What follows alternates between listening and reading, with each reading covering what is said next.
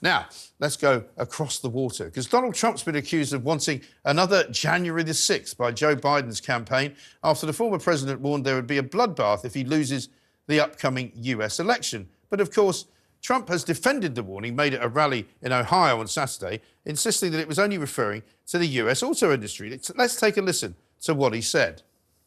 If you're listening, President Xi, and you and I are friends, but he understands the way I deal, those big monster car manufacturing plants that you're building in Mexico right now, and you think you're going to get that, you're going to not hire Americans, and you're going to sell the cars to us. Now, we're going to put a 100% tariff on every single car that comes across the line, and you're not going to be able to sell those cars. If I get elected, now, if I don't get elected, it's going to be a bloodbath for the whole, that's going to be the least of it. It's going to be a bloodbath for the country. That'll be the least of it. And of course, that comes as Trump also made claims that Vladimir Putin was probably involved in the death of opposition leader Alexei Navalny. This was after Putin, of course, claimed a landslide victory in Russia's presidential vote, getting a pretty big proportion of the vote, as you would expect. Joining me now, though, Fox News contributor Tommy Lauren. Tommy, very good evening to you. Welcome back to the Independent Republic of Mike Graham. These Democrats, I think, are certifiably insane. I've been watching all sorts of footage today of coverage from NBC, from MSNBC, from CNN. I've also seen some very interesting footage which has been provided by supporters of Donald Trump, in which the word bloodbath is used relentlessly by the left to talk about elections all the time. And now suddenly they're worried about the word bloodbath. Yeah, this is the tactic that they must use because they don't have anything else to run on. They don't want to run on their candidate, Joe Biden. They don't want to run on his economy, his agenda, his record. What Democrats at large have done to our country, that doesn't appeal to the American voter. So they have to run on their old favorite, which is Donald Trump is deplorable. Donald Trump seeks political revenge. Donald Trump uses words we don't like, because that's all they have in their toolbox. It's quite obvious they took his comments out of context. It's quite obvious that they're using it and spinning it and putting it out to low information viewers and voters and making it out to be fact. But this is nothing new. This goes back to all of the claims they've made about his comments in Charlottesville, where they took those out of context, where they claim Russia, Russia, Russia, January 6th, of course, indictment 1, 2, 3, 4. This is all they have against Donald Trump, and they fear that if they were to actually air his comments in totality and in context,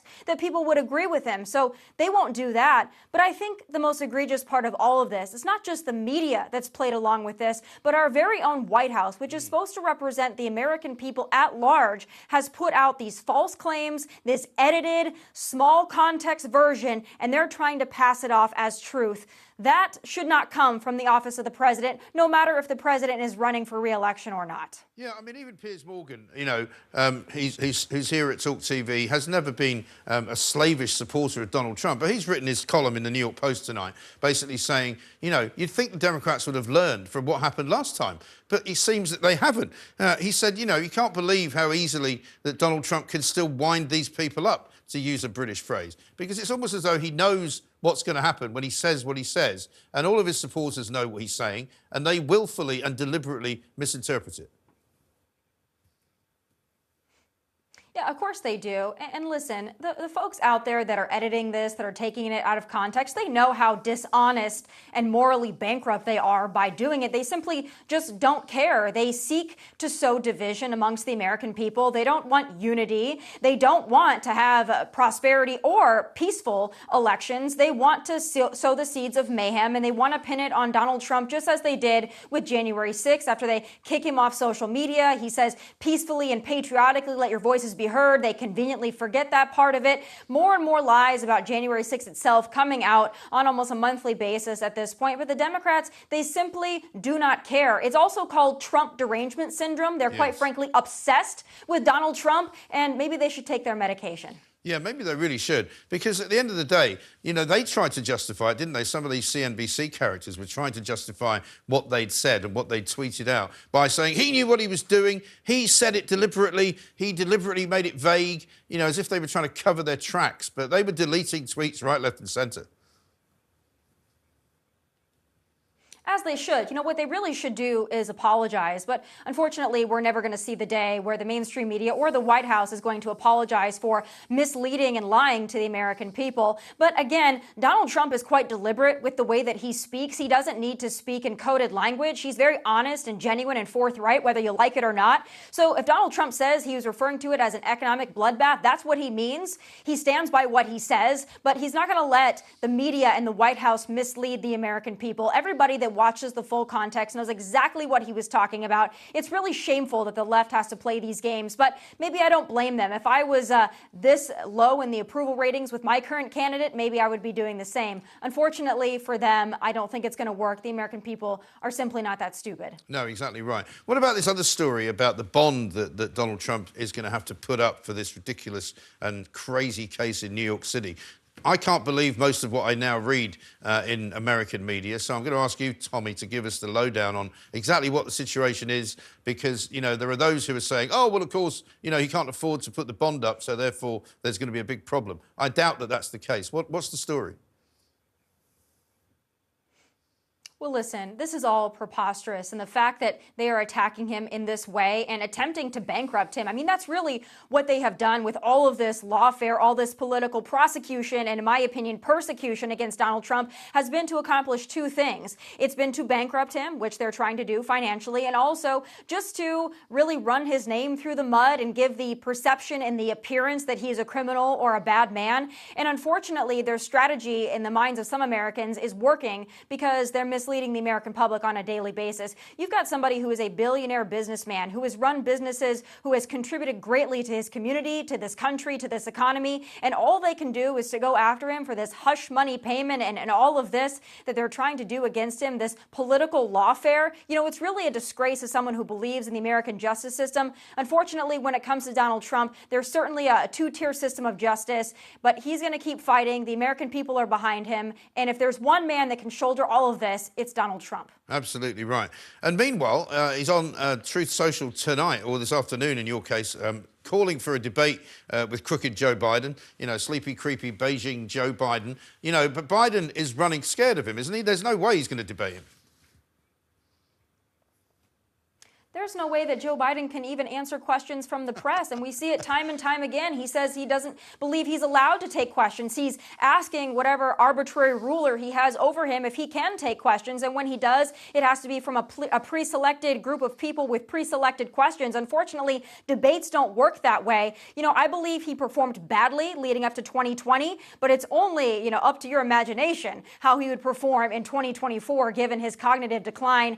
They will keep putting him in the basement whether he likes it or not, and they will only run on Donald Trump is bad. I don't expect to be a Joe Biden debate, but I don't also expect Joe Biden to be the nominee. So that's the curveball that's going to be thrown into all of this. Just wait till the convention. Yeah. Who's your money on for the convention surprise? Do you think it's going to be somebody who's currently a governor? Do you think it's going to be somebody from left field? Because I'll tell you what was funny today. I don't know if you saw this. Barack Obama suddenly turned up in Downing Street for a private meeting with our Prime Minister Rishi Sunak.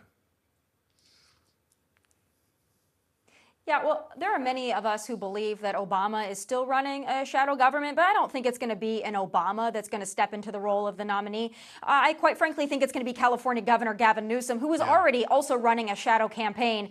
It's going to come down to the convention or shortly thereafter. They simply cannot run with Joe because Joe cannot speak. Joe cannot conduct himself in a way that's even, you know, indicative of having a pulse. Yeah. So I believe it's going to be California Governor Gavin Newsom, but not until the convention or shortly thereafter. Right. And let's talk a little bit about Gavin Newsom, because our viewers might not know too much about California, but I've got a son that lives in Long Beach, California, so I know exactly how much he has ruined that particular, you know, sort of metropolitan area of Los Angeles there. It's an absolute hellhole, isn't it? Yeah, it is. You know, I lived in LA for several years, and I got to tell you, it's really embarrassing when the fifth largest economy in the entire world, being California, is struggling the way it's struggling with homelessness, with taxes, with regulation, with the mass exodus of Americans that are leaving perhaps one of the most beautiful places in the world to go to other states simply because they cannot afford it. California Governor Gavin Newsom has run that state into the ground. It's also an entire sanctuary state for illegals and illegal immigration. He simply cannot manage manage his own state, let alone our entire country. So folks, let California be a cautionary tale. You do not want to California your America. No, exactly right. And just one final thing, Tommy, before I let you go. We've managed to get from The Sun exclusively tonight some pictures, a video of Princess Kate with her husband, Prince William, out and about shopping. You know, we get more and more questions over here all the time from the US of A. I mean, it's been an incredible story, but it's been incredibly ridiculous as well. Here's the video right here. You can see her quite clearly walking with a bag. She seems to be walking pretty briskly. She looks okay. If she's a little bit thinner, that wouldn't be that surprising. But that's her and her husband, William. Hopefully this puts an end to all this crazy social media witch hunting that's been going on. Yeah, I certainly hope the obsession is over. I know a lot of Americans are very invested in the royal family and they feel very close to the royal family for whatever reason. But I think everyone loves a good conspiracy theory. I hope that this puts an end to it. I hope that, you know, everybody can look back at this photo editing scandal and realize it was much ado about nothing. Let's move on. She appears to be fine. We're wishing for her health and for her happiness, but I think it's time to move on. I hope this settles it. Yeah, I would hope so too. Tommy, great to see you. Thank you very much indeed. Tommy Lauren there, talking a great deal of sense from the US of A, not only on Princess Kate, but also, of course, on Donald Trump, on Joe Biden, and who is likely to be the Democrat nominee, because it probably won't be Sleepy Creepy Joe.